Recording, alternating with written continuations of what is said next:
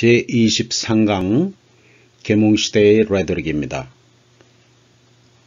계몽시대 이전의 학자들의 저서들은 주로 아리스토텔레스가 정리해놓은 레토릭의 정의 안에서 그 법규들의 재배치와 심화에 중점을 두고 있습니다.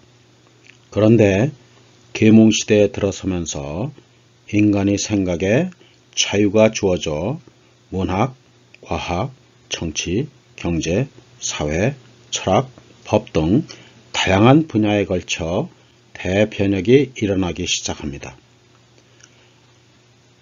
학문의 세분화도 일어나고 철학에 대한 그리고 레토릭에 대한 연구가 더 활발하게 되어 학문을 어떻게 논리적으로 연구하는가에 대한 저서들도 많아졌습니다. 진실과 진리를 경시했던 구시대의 레토릭 이론들은 공격을 받았고 학자들은 점차적으로 아규멘테이션의 중요성을 깨닫게 되고 레토릭은 기존의 세 가지 범위, 법적, 정치적, 의식적 범위를 넘어서 학문적 범위로 확장되기 시작합니다. 또한 스타일 법규를 강조하던 과거와는 달리 학문을 하려면 사실과 진실의 중요성을 알고 이를 발굴할 줄 아는 능력을 길러야 한다고 강조하기 시작했습니다. 또한 학문의 특성에 따라 레토릭에 필요한 요소와 분야에 초점을 맞춰서 이들을 발달시켰습니다. 예를 들면 벨레레트르, 순수문학은 스타일을 더욱더 강조하였고 과학은 고안과 배치 법규와 논증에 집중하였습니다. 그리고 이런 현상은 뉴 레토릭이 태동하도록 기반을 마련해주기 시작했습니다. 그리고 다양한 학자들이 다양한 이론들을 발표했습니다. 지안바티스타 피코는 우리 시대의 연구 방법에 대하여라는 논문을 발표하였고 토마스 셰리단은 웅변술 강의 강좌, 길버트 어스틴은 키로노미아, 조지 캠벨의 레토릭의 철학, 리처드 웨틀리의 레토릭의 요소들, 헨리 디 데이 담론의 기술, 다음은 중요한 겁니다. 알렉산더 베인의 영어 작문과 수사학. 처음으로 레토릭이 작문 쪽으로 이동을 했죠. 데이비드 힐의 레토릭의 과학, 아담스 힐의 레토릭의 원칙들, 그 다음에 휴 블레어의 레토릭과 순수문학에 대한 강좌들이 있습니다. 지안바티스타 피코입니다. 그는 우리 시대의 학문 연구 방법에 대하여를 저술하였습니다.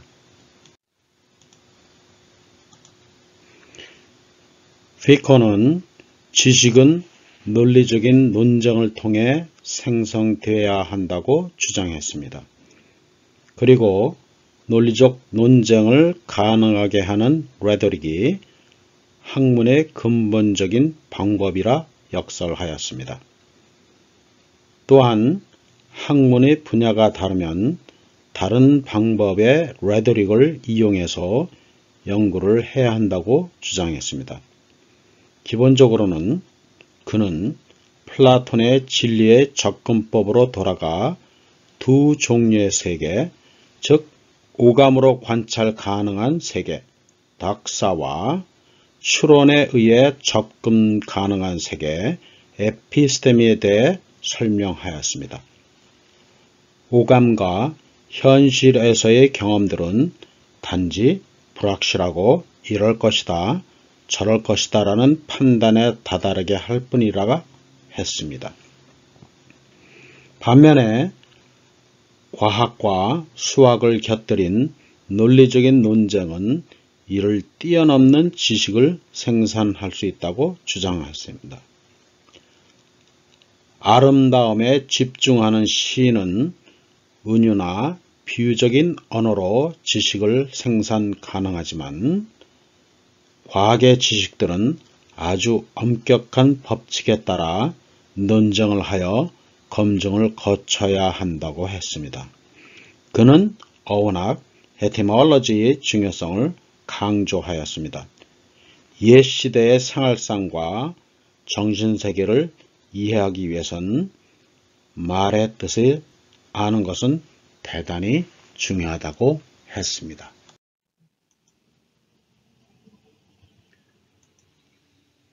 토마스 셰리단과 길버트 어스틴은 레드릭은 연설 규범과 웅변술이 중심되어야 한다고 했습니다.